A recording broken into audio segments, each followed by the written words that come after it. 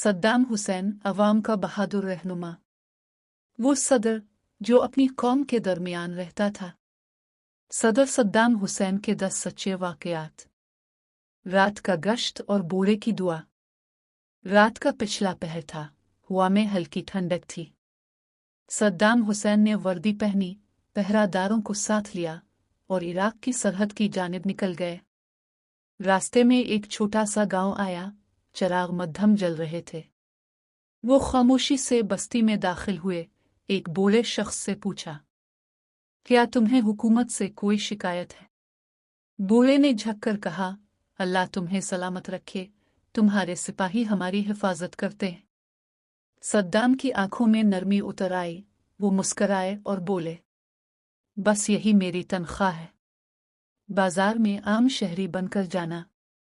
एक दिन सद्दाम ने अपना रूप बदल लिया, आम लिबास पहना और बगदाद के मसरूफ बाजार में चले गए।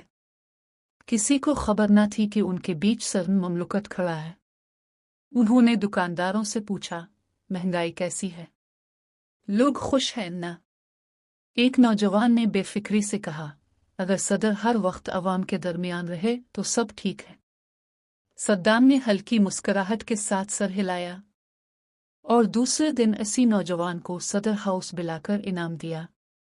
शहीद सिपाही के जनाजे में आंसू। एक जवान सिपाही वतन की राह में शहीद हुआ।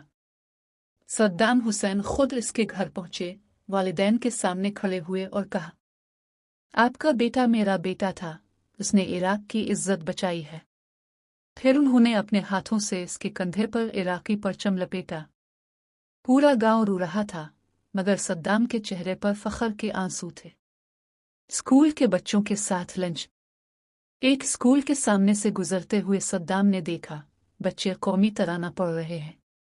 उन्होंने फौरन गाड़ी रुकवाई, स्कूल में दाखिल हुए और बच्चों से कहा, मैं तुम सब पर फख्र करता हूं, तुम इराक का मुस्तकबिल हो। फिर जमीन पर बैठ गए और बच्चों के साथ वही सादा खाना खाया, जैसे एक आम बाप अपने बच्चों के साथ खाता है। बूढ़ी औरत का मकान। एक तकरीब में एक बूढ़ी औरत आई और रोकर बोली, मेरा घर गिर गया है, कोई मदद नहीं करता। सद्दाम ने फौरन अपने मुहाफिज से कहा, कल सूरज निकलने से पहले इसका घर मुकम्मल होना चाहिए। अगले दिन जब खातून ने नया मकान देखा तो रोते हुए कहने लगी, अल्लाह इस सदर को सलामत रखे जिसने वदा निभाया।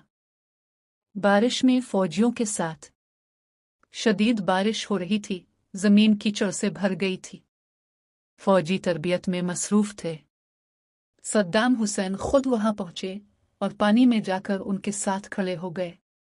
बोले, कपड़े गीले हों या जमीन कीचड़ वाली, सिपाही और सदर में कोई फर्क नहीं।